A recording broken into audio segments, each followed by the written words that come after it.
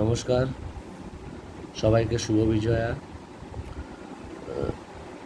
অনেকের মনের মধ্যে এই ধরনের ধারণা আছে যে প্যাডিটরি জার্নালস কেন ছাপায় মানুষ।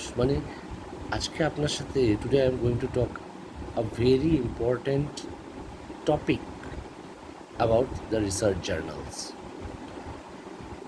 আজকে আপনাদের সাথে যে বিষয় নিয়ে কথা বলবো, it's a very important topic of the research journal. যে অনেকে ভাবে যে প্যাডিটরি রিসার্চ জার্নালস বা কারোর থেকে কপি করে রিসার্চ জার্নালস কি পাবলিশ করা যায়। তো সেক্ষেত্রে আপনাদের সবাইকেই যে জিনিসটা আজকে আমি বলবো বা বলার চেষ্টা করছি, সেটা হচ্ছে যে রিসার্চ জার্নালের সব থেকে ইম্পর্টেন্ট পার্টটা কী এবং সেটা কিভাবে কম্পোজ করতে হয়। একটা এক্সাম্পল দিয়ে বোঝানোর চেষ্টা করব। অনেকের ধারণা যে আমি বা অন্য অনেকেই প্যাডিটরি রিসার্চ জার্নাল ছাপানোর বা প্যাডিটরি রিসার্চ জার্নাল পাবলিশ করার চেষ্টা করেছি। কি কম পয়সা দিয়ে যে কোনো রকমের কাজ আমি কপি করে যেখান থেকে খুশি সেখান থেকে কপি করে একটা রিসার্চ জার্নাল আমি পাবলিশ করেছি। But it's not like that. একটা কথা আপনাদের জানিয়ে রাখি, যে কোনো রিসার্চ জার্নাল লেখার পর বা তৈরি করার পর যে কোম্পানিতেই আপনি পাঠান, সে CSIR অ্যাপ্রুভড হোক, UGC কেয়ার লিস্টেড হোক, বা আপনি IEEE স্কোপাসের মতো জায়গাও যদি পাঠান, তাহলে সেক্ষেত্রে আপনাকে টাকা খরচ তো করতেই হবে, কিন্তু আপনার সব থেকে আগে আপনার প্রতিটা পোর্শন রিসার্চ জার্নালের প্ল্যাগারিজম চেক হবে। কিন্তু সেটা বড় কথা নয়। বড় কথাটা হচ্ছে আপনি রিসার্চ জার্নালে কী করার চেষ্টা করেছেন। সেটা আপনাকে আজকে একটা এক্সাম্পল দিয়ে আমি বোঝানোর চেষ্টা করব যে প্যাডিটরি রিসার্চ জার্নালস বলে কিছু রিসার্চ জার্নাল হয় না। যদি আপনি কপি করে কোনো 10-15টা রিসার্চ জার্নাল কপি করে একটা রিসার্চ জার্নাল তৈরি করেন, তাহলে সেটা কপিড রিসার্চ জার্নাল বা রিভিউ পেপার হিসাবেই পাবলিশড হবে। আপনার নিজস্ব রিসার্চ জার্নাল হিসাবে নয় যে আপনি একটা রিসার্চ জার্নাল তৈরি করেছেন। ফর এক্সাম্পল, আজকে একটা রিসার্চ জার্নালের ব্যাপারে কথা বলবো যে আপনাকে একটা রিসার্চ জার্নালের সবথেকে ইম্পর্টেন্ট পার্টটা কী এবং কিসের হিসাবে একটা রিসার্চ জার্নাল তৈরি করতে হয়, কী হিসাবে বা কী করে একটা রিসার্চ জার্নাল বানাতে হলে, if I want to make any research journal, on which portion of the research journal is very important for me, যেটাকে I cannot omit that important part of the research journal. Okay, তার আগে সবাইকে আমি শুভ বিজয়ার অভিনন্দন, ভালোবাসা, শুভেচ্ছা জানাচ্ছি। পুজো আশা করি ভালোই কাটিয়েছেন সবাই। তো ফর এক্সাম্পল, আজকে আমি একটা রিসার্চ জার্নালের কথা বলছি। যেমন আমার রিসেন্টলি পাবলিশ জার্নাল, যেখানে আমার রিসার্চ জার্নালের টাইটেলটা ছিল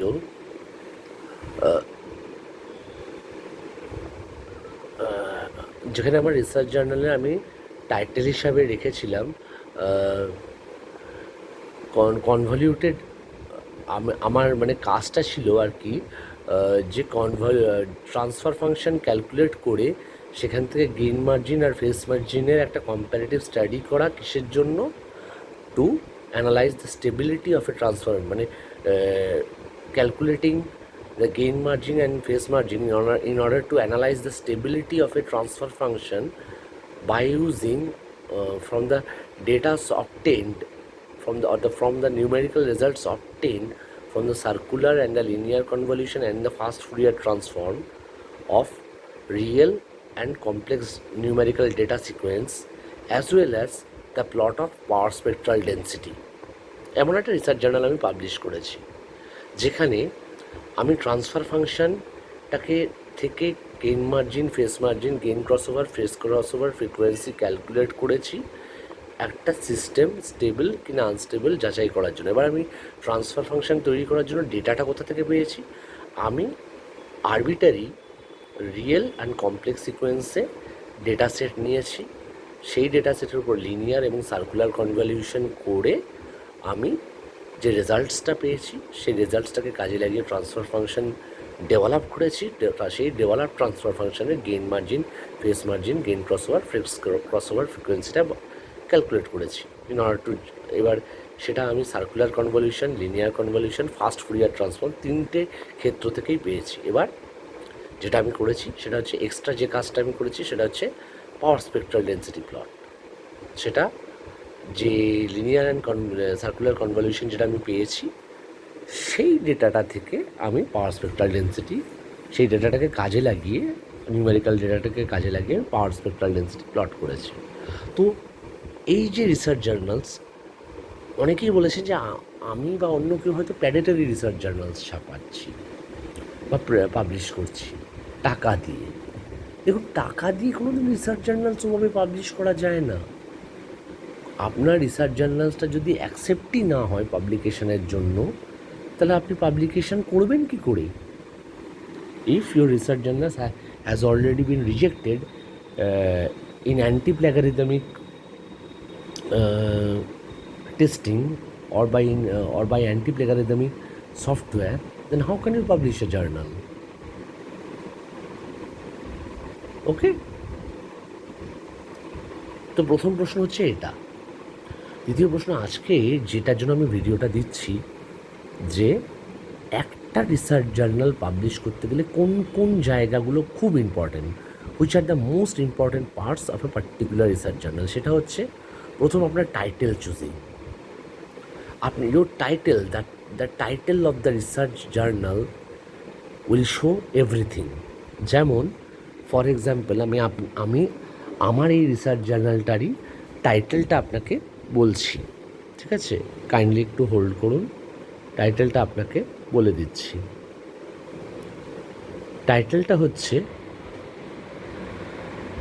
টাইটেলটা হলো a comparative study of gain and phase margin to analyze stability of a system from its corresponding transfer function and the plot of power spectral density curve by using numerical results obtained from circular and linear convolutions and fast Fourier transform of real and complex set of numerical data sequences.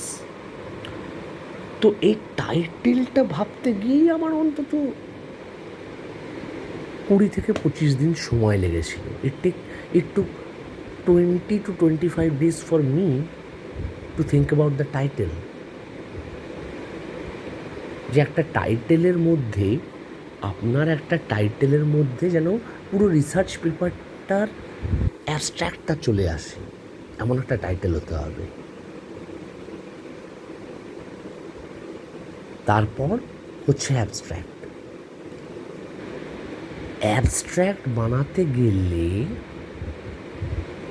আপনার ওই অ্যাবস্ট্র্যাক্টটার মধ্যে যেন পুরো research পেপারটাই চলে আসে। মানে আপনি কী কাজ করতেছেন। যেমন ফর এক্সাম্পল, এই রিসার্চ জার্নালটায় আমার অ্যাবস্ট্র্যাক্টে আমার লক্ষ্যটা কী, যে একটা ট্রান্সফার ফাংশন তৈরি করা সার্কুলার কনভলিউশন, লিনিয়ার কনভলিউশন আর ফাস্ট ফুরিয়ার ট্রান্সফর্মকে কাজে লাগিয়ে কোন ডেটা সেটের উপর, রিয়েল অ্যান্ড কমপ্লেক্স ডেটা সেটের উপর। তারপর সেই ট্রান্সফার ফাংশন থেকে gain margin, phase margin, gains crossover frequency, face crossover frequency calculate করে সিস্টেমের স্টেবিলিটিটাকে জাজমেন্ট করা। আর পাশাপাশি ওই যে ডেটাগুলো আমি পেলাম, নিউমেরিক্যাল ডেটাগুলো ভালো করে আপনারা ব্যাপারটা বুঝুন বা বোঝার চেষ্টা করুন। বলা হয়েছে, and the plot of power spectral density curve by using numerical results obtained from circular and linear convolutions। মানে ওই পাওয়ার স্পেকট্রাল ডেন্সিটি কার্ভটাও আমি ওই লিনিয়ার অ্যান্ড সার্কুলার কনভলিউশনের যে রেজাল্টস, যে নিউমেরিক্যাল রেজাল্টসটা পেয়েছি, আমি সেটা থেকেই কাজে লাগিয়ে আমি পাওয়ার স্পেকট্রাল ডেন্সিটি প্লটটা করেছি। এবার ওই তাহলে আপনারা বলবেন কার উপর, on which data have you performed the linear and circular convolution and the fast Fourier transform? Yes, I have performed linear and circular convolution and fast Fourier transform on real and complex set of numerical data sequence. সেই numerical data সিকোয়েন্সটা আমি arbitrary নিয়েছি। তো অ্যাবস্ট্র্যাক্টে যেন আপনার পুরো পেপারটাই এসে যায়,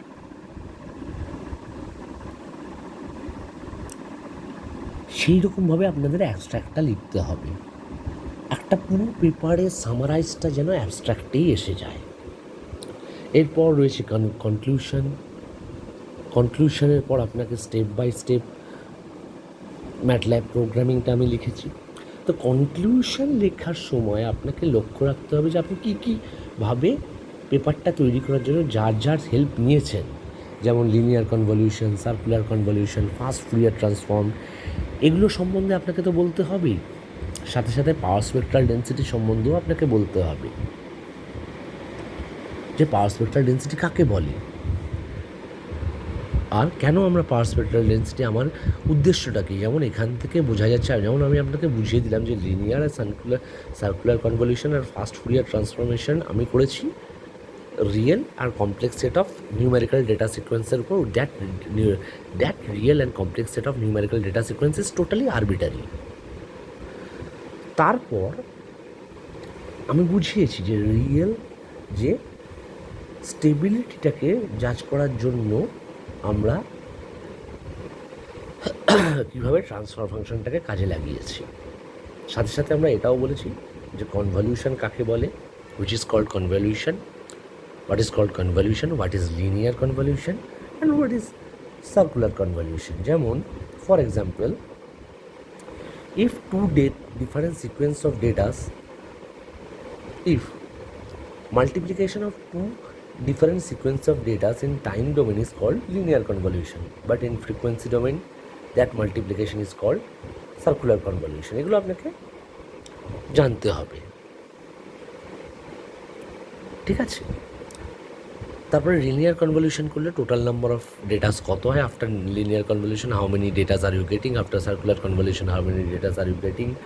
তারপর আপনাকে গেইন অ্যান্ড ফেস মার্জিন নিয়ে কিছু কথা বলতে হবে, সিস্টেমের স্টেবিলিটি কী করে জাজমেন্ট করছেন সে কথাও আমি বলেছি। প্লাস আমি লাস্ট পোর্শন অফ দ্য কনক্লুশনে আমি বলেছি কিসের ব্যাপারে, সেটা হচ্ছে পাওয়ার স্পেকট্রাল ডেন্সিটি কী এবং কেন এখানে আমরা পাওয়ার স্পেকট্রাল ডেন্সিটি ইউজ করেছি ফর স্টেবিলিটির জন্য, ঠিক আছে। এইভাবে আপনাকে চিন্তা ভাবনা করে যে কোনো পেপারের যে কোনো ধরনের পেপারে কনক্লুশন মানে ইন্ট্রোডাকশানটা বানাতে হবে অ্যাবস্ট্রাক্টের পর। ইন্ট্রোডাকশান আর অ্যাবস্ট্রাক্ট মিলিয়ে যেন পুরো পেপারটা এসে যায় আপনার কাছে। তারপর after that you will perform the step by step MATLAB programming that you have used in your MATLAB program. অবশ্যই এই তিনটে হচ্ছে খুব ইম্পর্টেন্ট পার্ট। তারপর হচ্ছে ফোর্থ, যেটা মোস্ট ইম্পর্টেন্ট পার্ট, সেটা হচ্ছে MATLAB কোডিং। আমি আগেও একটা ভিডিওতে বলেছি যে MATLAB কোডিং MATLAB হেল্প থেকেও পাওয়া যায়, কিন্তু মানে blindly you should not use MATLAB coding like that. Blindly আপনি MATLAB কোডিংটাকেই ব্যবহার করতে পারেন না। মানে MATLAB হেল্প থেকে যে কোডটা আপনি পাচ্ছেন, you are getting a set of codes from MATLAB help, you cannot directly use the codes as such like that. সেই কোডটার মধ্যেও আপনাকে কিছু না কিছু চেঞ্জেস করতে হতে পারে। আর যদি চেঞ্জেস না করতে চান, যদি ডাইরেক্টলি সেই MATLAB হেল্প থেকে কোড ব্যবহার করেই দেখছেন আপনার কাজ হয়ে যাচ্ছে, তাহলে হয়তো চেঞ্জেস করবেন না। কিন্তু কোন সিনট্যাক্সের পর কোন সিনট্যাক্স আসবে সেটা আপনাকে একটু চিন্তাভাবনা করতে হবে, ঠিক আছে। কারণ সমস্ত সিনট্যাক্স আপনাকে কারেক্ট অ্যান্ড জাস্টিফাইড রেজাল্টস নাও দিতে পারে। All syntax may not give you the correct result, some syntax may not give you results also. কিছু কিছু সিনট্যাক্স এমন আছে যেগুলো রেজাল্ট আপনাকে দেবেও না। তো সেই ব্যাপারে আপনাকে একটু সতর্ক হতে হবে, ঠিক আছে। তারপরে যেহেতু আমার এই পেপারটা মানে digital signal processing, control system, communication সব একসাথে মিশিয়ে আমি করেছি, তাই কোডগুলো আমি সেপারেটলিই লিখেছি। Okay, I have written all the codes separately. তো এর পরবর্তী হয়ে গেল আপনার পরের স্টেপ। এরপর আপনি আউটপুটগুলো এক এক করে গ্লুড করলেন বা পেপারে পেস্ট করলেন পিডিএফ ফরম্যাটে। যাই হোক, এরপর আপনাকে যেটা নিয়ে ভাবতে হবে সেটা হচ্ছে ডিসকাশন অন রেজাল্টস। আপনার যে রেজাল্টসটা এসছে সেটাকে কীভাবে আরও ম্যাচিওর করা যায়, আর কি সেটা থেকে আপনি কী বুঝতে পারছেন। যেমন আমি বুঝতে পেরেছিলাম যে যে কেবলমাত্র লিনিয়ার কনভলিউশনে রিয়েল সেট অফ ডেটাস থেকে যে রেজাল্টসটা এসছে সেখানে গেইন মার্জিনও পজিটিভ, ফেস মার্জিনও পজিটিভ। তাই রিয়েল সেট অফ ডেটাসটা আমার মনে হয় বেশি স্টেবল। ওকে, কারণ রিয়েল সেট অফ ডেটাস থেকে যে রেজাল্টসটা এসেছে সেখানে গেইন মার্জিনও পজিটিভ, ফেস মার্জিনও পজিটিভ। তাই রিয়েল সেট অফ ডেটাসটা আমার কাছে আরও বেশি acceptable in terms of stability. মানে রিয়েল সেট অফ ডেটাসটা আমার কাছে বেশি বেশি অ্যাকসেপ্টেবল হয়েছে ফর স্টেবিলিটি।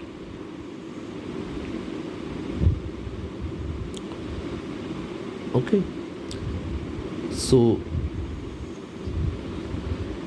সো সেক্ষেত্রে আপনাকে জাজমেন্টটা আপনাকেই করতে হবে, কারণ আমার ক্ষেত্রে রিয়েল সেট আর কমপ্লেক্স সেট দুটো সেটের ডেটা ট্রান্সফার ফাংশন থেকে যে পোলসটা আমি পেয়েছিলাম তার মধ্যে কিছু পোল রাইট হাফে পড়েছে, দুটো করে পোলস রাইট হাফে পড়েছে, আর বাকি 5টা পোলস লেফট হাফে পড়েছিল। তো আপনারা তো জানেন কোনো system can become unstable if at least one pole lies at the right half of the S plane. তাহলে সেক্ষেত্রে আমরা কী করে স্টেবিলিটি জাজমেন্ট করবো রিয়েল সেট অফ ডেটাস আর কমপ্লেক্স সেট অফ ডেটাসের ক্ষেত্রে? তখন আমি গেইন মার্জিন আর ফেস মার্জিনের হেল্পটা নিয়েছিলাম। সেইটা গেইন মার্জিন আর ফেস মার্জিন পজিটিভ হচ্ছে দেখে আমি gain margin and phase margin positive হচ্ছে দেখে আমি এই সিদ্ধান্ত নিলাম যে real data set is more stable than the transfer function generated from the convolution results of complex data sets.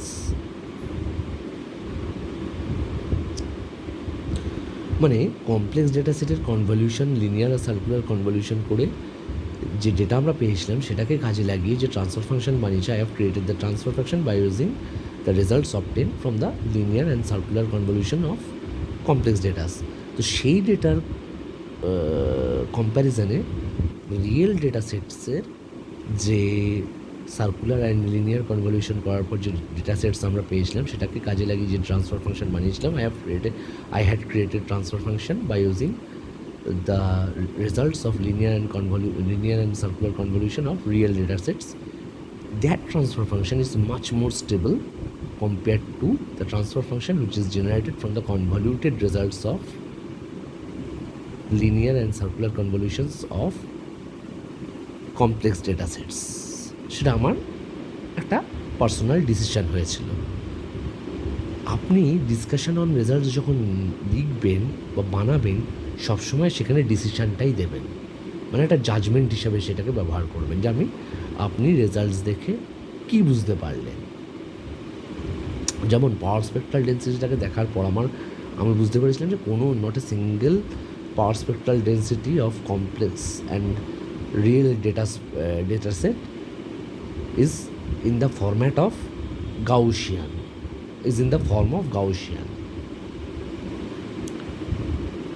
That means symmetrically distributed নয়।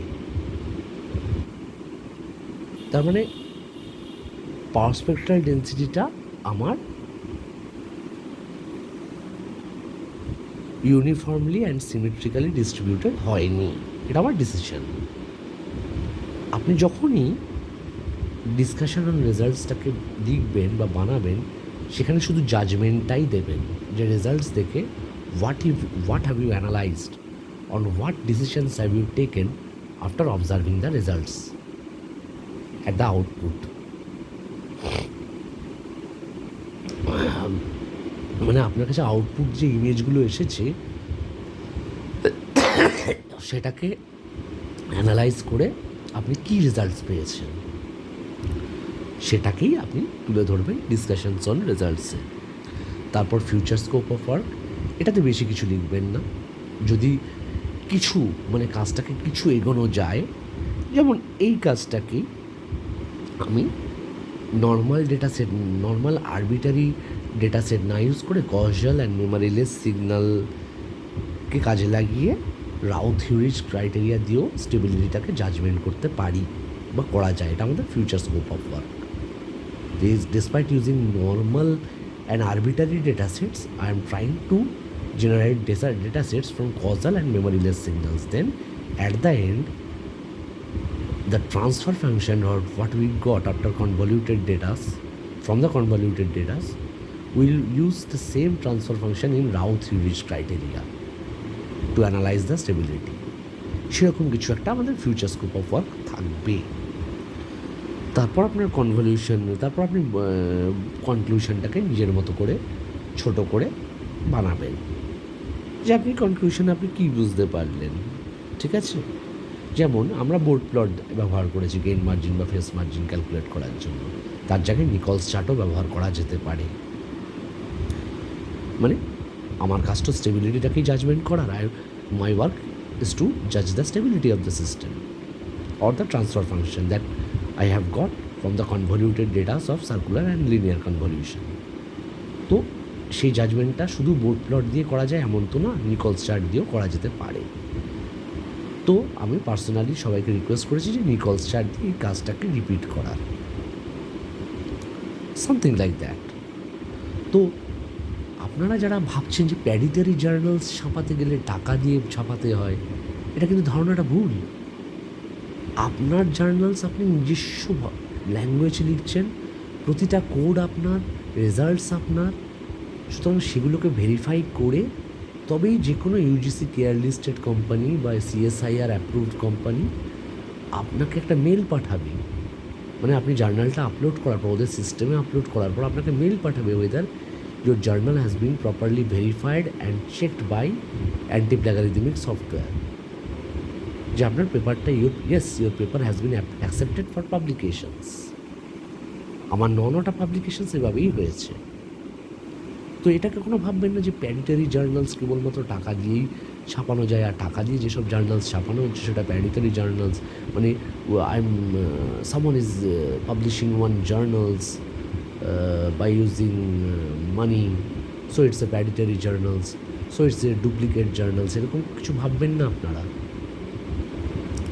এই ভাবনা এবং চিন্তা দুটোই কিন্তু একদম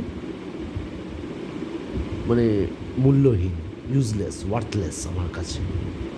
কারণ যে কোনো ইউজিসি কেয়ার লিস্টেড কোম্পানি বলুন, IEEE, স্কোপাস বা সিএসআইআর অ্যাপ্রুভড কোম্পানি বলুন, যেখানে যান আপনি, আপনার জার্নাল যেটা আপনার জার্নালের সফট কপি যখন আপনি আপলোড করছেন ফর পাবলিকেশন, আপনার পেপার তখনই অ্যাকসেপ্টেড হবে। Your paper will be accepted if and only if your paper is 100% free from plagiarism. মানে প্রতিটা abstract, introduction, step by step MATLAB plot, step by step MATLAB algorithm, codes, results, discussion on results, future scope of results, future scope of work, conclusion, সব আপনাকেই তৈরি করতে হবে। সেটা যেন কোনো জার্নালস থেকে আপনি কপি না করেন, কারণ কপি করলে ধরা তো পড়বেনই, আপনার পেপারও রিজেক্টেড হয়ে যাবে। সে আপনি যে 10 জায়গায় টাকা দিয়ে পাবলিশ করার চেষ্টা করুন, সব জায়গায় everywhere it will be rejected. ঠিক আছে, কাজেই টাকা দিয়ে জার্নাল পাবলিশ করা আমার মনে হয় না এটা কোনো অন্যায় কাজ, কিন্তু 10টা জার্নাল কপি করে আপনি নিজের মতো করে একটা জার্নাল বানালেন, কিন্তু সেটাকে আপনি বলছেন আপনার নিজস্ব জার্নাল, অথচ অ্যাকর্ডিং টেকনোলজিক্যালি সায়েন্টিফিক্যালি সেটা একটা রিভিউ পেপারই হবে।